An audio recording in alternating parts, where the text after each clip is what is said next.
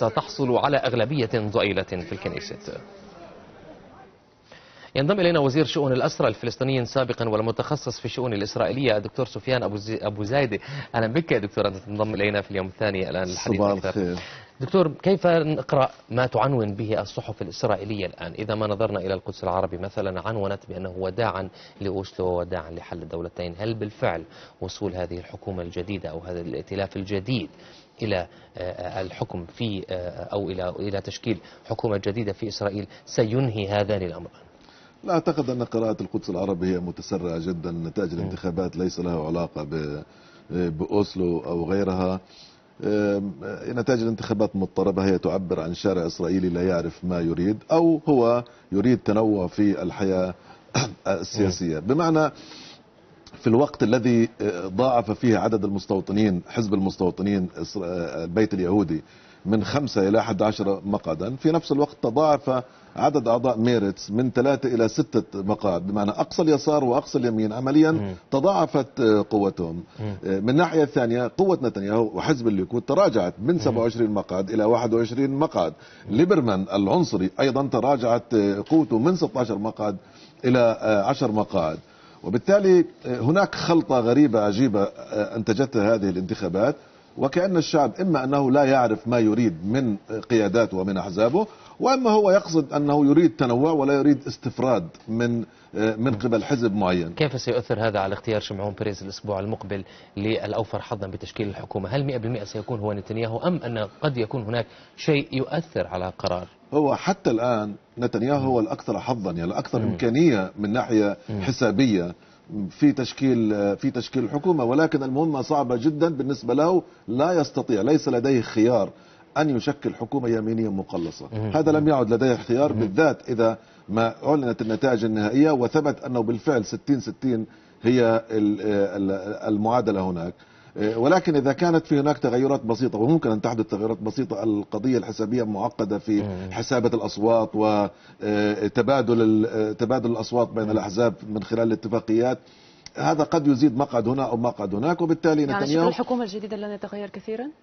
لا سيتغير كثيرا. لا يستطيع نتنياهو أن يشكل على الأرجح حكومة يمينية متطرفة. هو سيلجأ إلى أخذ على الأقل لبيد الناجح الأكبر في هذه الانتخابات. وبالمناسبة لبيد الذي حصل على 19 مقعد هو تقريبا لم يتحدث شيء لا عن الموضوع الفلسطيني ولا عن الموضوع السياسي. هو كان يتحدث عن نقطتين رئيسيتين، والشعب الإسرائيلي انتخبوا لهذا. أولا الموضوع الاقتصادي، هو لا يريد أن يكون الأعباء كلها على الطبقة الوسطى في إسرائيل. والأمر الثاني هو فيما يتعلق بموضوع توزيع الأحمال، فيما يتعلق بالخدمة العسكرية للمتدينين.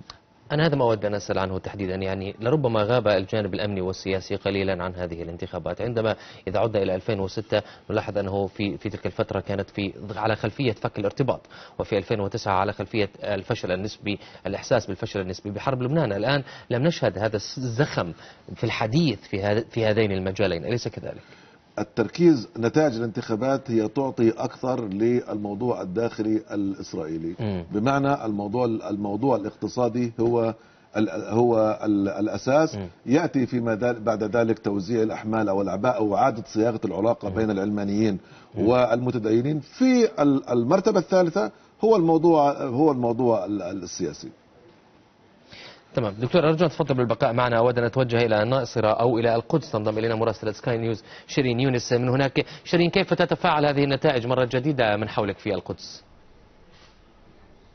نعم جرير، الآن الحديث يجري عن الاحتمالات المتاحة أمام بنيامين نتنياهو لتشكيل حكومة جديدة، وهذه باتت ربما حقيقة، علما بأن لابيد في المركز الثاني لم يعلن حتى اللحظة أنه سيحاول أن يكون بديلا لبنيامين نتنياهو. وما قاله هو أنه يجب أن نعمل على بناء حكومة كبيرة من المعتدلين المحا ربما إلى انضمامه ومحاولة الانضمام مع بنيامين نتنياهو. لكن الأكيد هو ما بات أكيدا في الساحة الإسرائيلية أن بنيامين نتنياهو عندما يفاوض أيا من الأحزاب التي حصلت على عدد من المقاعد، سواء في المعسكر اليميني الذي من المتوقع أن ينضم إليه ومع حلفائه التاريخيين، أو مع أحزاب في الوسط وعلى رأسها يائير لابيد، سيواجه صعوبات كبيرة كبيرة، ربما أيضا تشكيل الحكومة فيما بعد لن يمر عليه وقت طويل، وربما تجري انتخابات جديدة في إسرائيل في غضون عام أو عامين، أو في قبل أن تتم حكومة نتنياهو الثانية في هذا العقد أن تتم فترتها أو ولايتها ل4 سنوات. هذا ما يتم الحديث فيه الآن، الحديث عن 60 نائبا في المعسكر اليميني الذي يتزعمه بنيامين نتنياهو، و60 آخرين في معسكر الوسط واليسار والأحزاب العربية. إذن فرص نتنياهو هو الأوفر حظا، كون حزبه يعد وفق مصطلحات العلوم السياسية هو حزب المحور الذي ربما سيشكل الحكومة. طيب. لكن عدم حصوله على عدد كبير من المقاعد سيصعب هذه المهمة. قصة لا زالت تتفاعل. مراسلة سكاي نيوز شيرين يونس من القدس، نعود إليك بكل تأكيد لتفاصيل. أعود إلى ضيفي مرة جديدة في الاستوديو. دكتور، يعني إذا ما تحدثنا عن هذه الحكومة الموسعة، ماذا نقصد بها؟ هل يعني بالفعل سنشهد هذا الوجه الجديد مثلا كلابيد يستلم حقيبة وزارية سيادية في البلاد؟ هو لا شك إذا ما دخل الحكومة هو سيكون وزيرا مهما في هذه الحكومة، قد يكون وزير خارجية بالمناسبة أو أي وزير آخر. يعني هو إلى هذا الحد هو إعلامي، يعني هو صحفي إعلامي مثلكم، وكان من أنجح الصحفيين الإسرائيليين مثلكم كمان، مثلكم كمان في إمكانية. وبالتالي هو نعم إذا دخل هذه الحكومة سيكون وزير، ووزير مهم جدا ولاعب أساسي في هذه الحكومة. ولكن يعني انظر إلى الغرابة ما تحدثت به شيرين، لم تعلن نتائج الانتخابات الرسمية بعد، وبدأوا يتحدثوا عن الانتخابات المقبلة. صحيح. بمعنى لربما مضحك الموضوع، لا زال لها أسبوع لكي تعلن. لا، يومين، يمكن يومين فقط، يعني 48 ساعة ممكن يعلنوا النتائج. عمليا ما تبقى هو أصوات الجيش والدبلوماسيين، وهي 1% فقط من مجموع الناخبين، بمعنى النتيجة هي حسمت يعني بهذا الشكل. وبالتالي الحكومة القادمة الأرجح ستكون حكومة تحالف بين الليكود وبين أوسع قطاع من الأحزاب الوسط، وهذا لا يعني أن لا يكون اليمين أيضا أو الأحزاب المتدينة أن تكون جزء من هذه الحكومة. هل تتفق مع ما صرح به مسؤولون فلسطينيون سابقون وحاليون بأن الحكومة الإسرائيلية المقبلة ستكون الأسوأ في تاريخ إسرائيل؟ ليس الآن، ليس بعد هذه النتائج. هذه النتائج عقدت الأمور أكثر. يعني الفلسطينيين ممكن يكونوا أقل تضررا من حيث النتيجة الحالية. لماذا؟ يعني إذا ما قرأنا مثلا، يعني بمعنى لو سمحت لي، لو كانت الأغلبية هي لليمين ونتنياهو يستطيع أن يشكل حكومة يمينية، وكان الفرق هو 67 إلى 53 كما كانت الاستطلاعات تعطي في السابق، نعم كانت حكومة مستوطنين وحكومة يمين متطرف.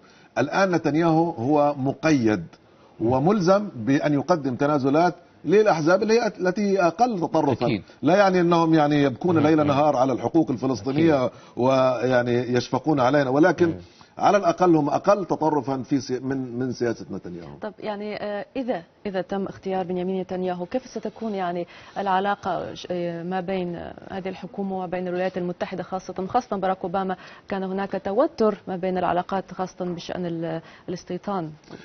يعني هذا يتعلق أين سيكون الموضوع الفلسطيني بالنسبة لأوباما، وأين سيكون موضوع الشرق الأوسط، أكثر منه بما يتعلق بنتنياهو والعلاقة بينه وبين أوباما. هذا من ناحية. من ناحية ثانية أعتقد أن أوباما سعيد جدا هذا الصباح لما حدث مع نتنياهو. هو يشعر أن نتنياهو قد عوقب من الشعب الإسرائيلي إلى حد ما، وهي رسالة بالمناسبة. أنا يعني اليوم كتبت مقالا نشرته في المواقع الفلسطينية حول هذه الانتخابات بعنوان الانتخابات الإسرائيلية الشعب لا يريد الحسم.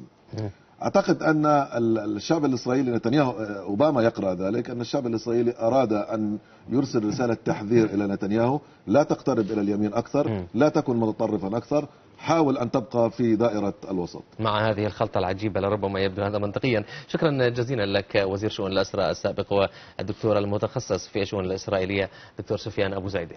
شكرا. ونتابع بعد قليل. شرطة